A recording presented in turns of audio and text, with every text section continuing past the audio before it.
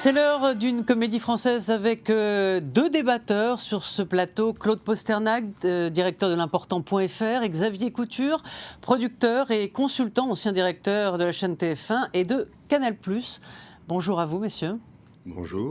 Et avant de parler politique française avec vous, je voudrais évoquer avec vous le drame tunisien qui fait douloureusement écho aux attentats de janvier en France. Nous pensons à nos amis tunisiens qui d'ailleurs sont des téléspectateurs fidèles de France 24. Peut-être un mot.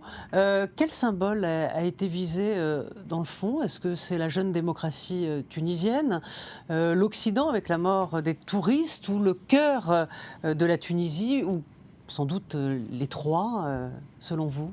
Peut-être un mot. D'abord, c'est un deuxième attentat marquant. Je rappelle qu'il y a 2 ans, on avait assassiné Chorki Belaïd et Mohamed Brahmi, qui étaient 2 représentants de la gauche laïque tunisienne. Je rappelle que suite à ces 2 assassinats, il y avait eu une crise politique. Ennahda avait dû quitter le pouvoir. Il y avait eu de nouvelles élections.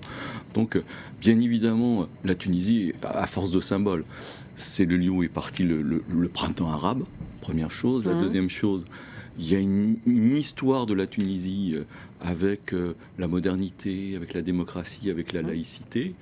Et troisièmement, la Tunisie aujourd'hui est le pays... La démocratie, il y a eu un moment où ça... il y a eu quand même une histoire. Bourguiba a donné l'autorisation de droit de vote avant chez nous, même à un certain moment. Donc il y a une vraie histoire de démocratie en Tunisie. Simplement, la Tunisie est un petit pays extrêmement fragile.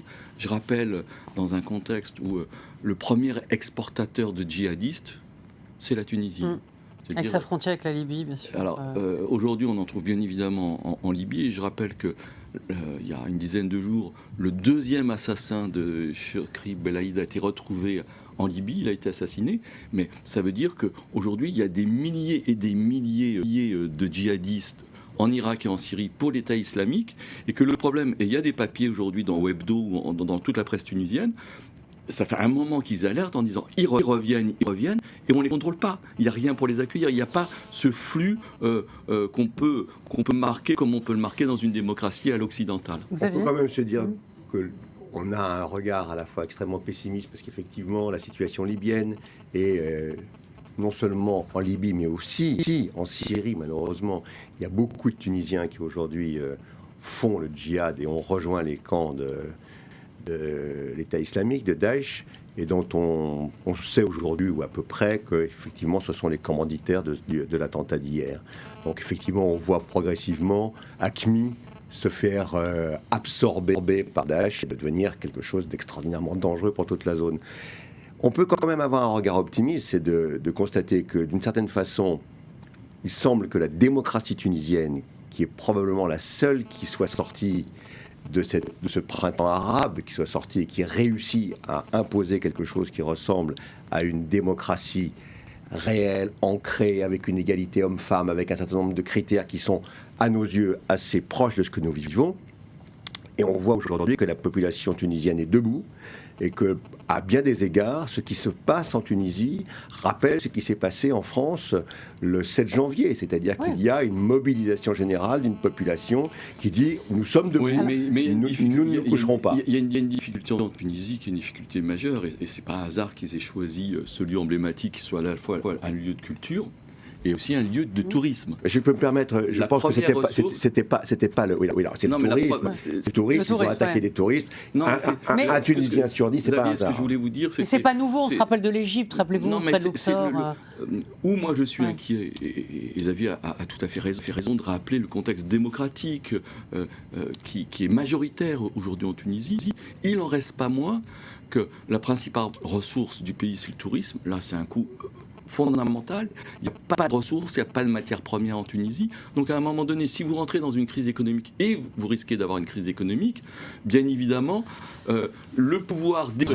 Claude a raison. Et juste pour rappeler ce qui s'est passé hier, effectivement, c'est plus probablement le Parlement qui a été visé au moment où se discutait une loi en plénière contre le terrorisme. Effectivement, probablement, ils ont détourné les armes contre les touristes, et c'est vrai que ça a un impact. On ne sait pas encore tout à fait. On ne sait pas complètement. disent que non. On ne sait pas encore. Ouais. En tout cas, ce qui est certain, et là Claude a raison, le tourisme, qui est effectivement la ressource économique principale de la Tunisie, va être affecté. C'est la raison. Moi, je pense qu'on est sur un combat de 10, 20, peut-être 30 ans contre il faut les aider contre ce fanatisme, cet obscurantisme. Je pense que la Tunisie, qui est le centre d'une démocratie naissante, permet de faire monter progressivement un niveau de conscience politique, un niveau culturel qui débordera sur l'ensemble du monde arabe. Je pense qu'il faut vraiment aider la Tunisie.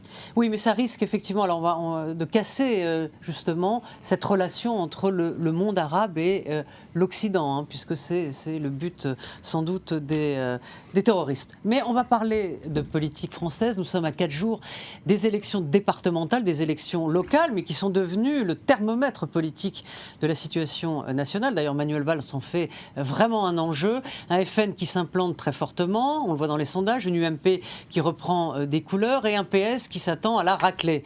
Mais je voudrais évoquer avec vous l'un des enjeux de ces élections, c'est la course effrénée qu'entame Nicolas Sarkozy pour prendre les électeurs à Marine Le Pen. Il promet la guerre. On le voit ces derniers temps, notamment sur des sujets comme les menus à la cantine, les menus de substitution. On voit que Nicolas Sarkozy est d'accord pour mettre le voile à l'université. Donc voilà, il y a une course à l'échalote avec Marine Le Pen. Le sujet, c'est va-t-il y arriver ? C'est un temps qui est révolu. Je suis frappé par le caractère dérisoire des débats qui ont lieu actuellement sur cette espèce de course à l'échalote, comme vous le dites, qui consiste à dire, dans le fond, il y a un électorat qui s'est réfugié chez Marine Le Pen et on va essayer d'aller déterrer quelques thèmes dont on sait que le Front National a réussi à faire son miel depuis quelques années et on va mettre ça en exergue pour rameuter ces électeurs en leur disant, nous aussi, nous sommes capables d'imposer du port pour tout le monde et d'interdire le voile à l'université. Et c'est grotesque.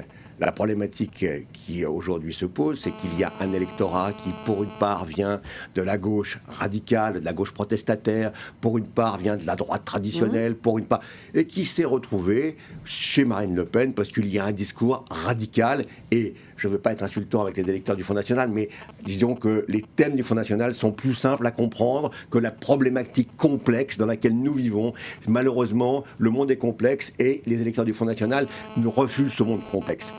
Que nous soyons maintenant à droite dans ce pays, dans une course effrénée à la simplification extrême des thèmes, à la radicalisation des discours, me paraît vraiment assez dangereux et dérisoire. D'autant que, d'un côté, en tant que président de l'UMP, j'entends un Nicolas Sarkozy rassembleur sur des thèmes qui sont assez proches du centrisme.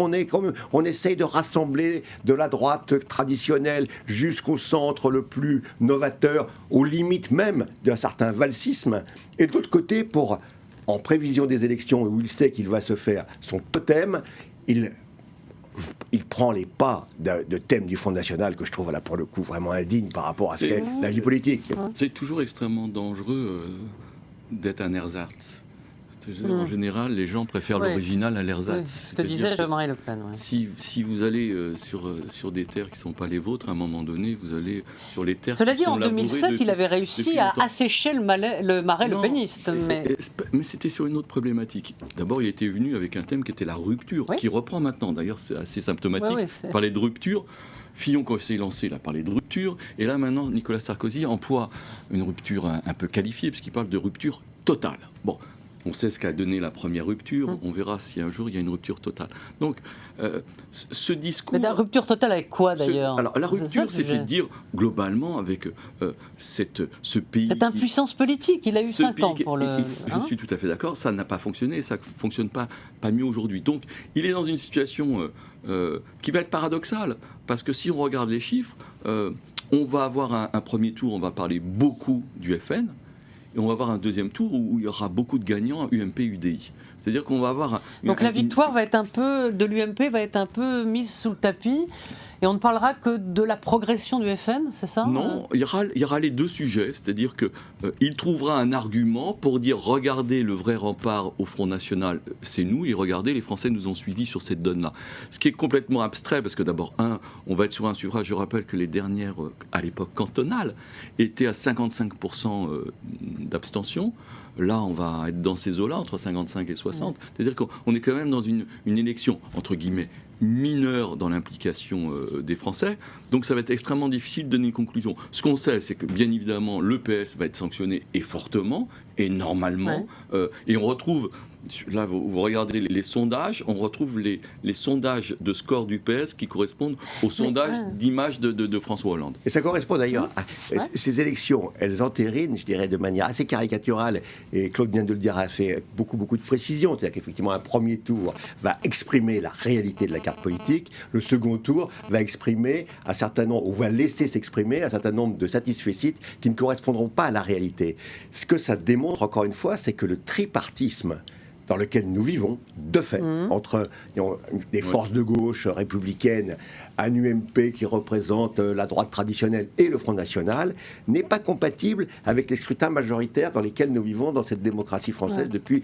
Nous n'arrivons pas à faire cohabiter les deux, d'où une sorte d'incapacité à lire réellement la cartographie politique. Peut-être ce que disait tout à l'heure, il y a un instant, Xavier, sur les thèmes simplificateurs. Alors, la presse en est aussi responsable, les politiques doublement également. Nous ne sommes que les échos de tout ça, mais très vite.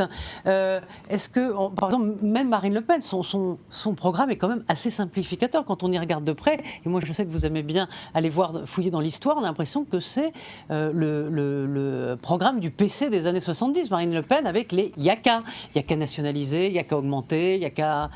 Mais Marine Le Pen, il y a une chose qu'ils ont compris au PC, ils ont compris la lutte de classe. Ils l'ont pas compris visiblement puisqu'ils se font bouffer le nez. Non, je parle du Front National. D'accord. Le Front National a compris ce qu'est la lutte de classe. Et en gros, ils font une alliance de classe aujourd'hui. Ils font une alliance de classe entre un milieu qui est un milieu de la petite bourgeoisie du sud-est de la France avec une classe ouvrière déclassée du nord. C'est-à-dire que c'est véritablement une alliance de classe des exclus, c'est-à-dire des gens qui se sont exclus au niveau économique et d'autres qui se sont exclus sur quelque chose de plus compliqué qui est, entre guillemets, une exclusion culturelle, c'est-à-dire on n'est plus chez nous, on se reconnaît plus chez nous, etc. etc.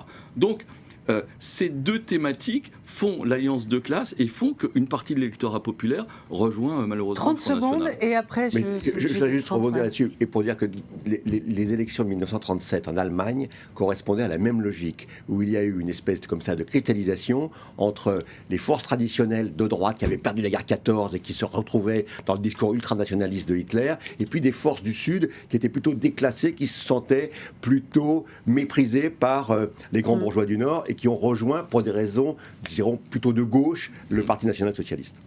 Merci messieurs, merci. Et je vous retrouve à 17h10 avec Jean-Marie Colombani, Slate.fr pour l'émission politique. Notre invité, justement, Marine Le Pen et Bruno Le Roux du Parti socialiste. À très vite, merci.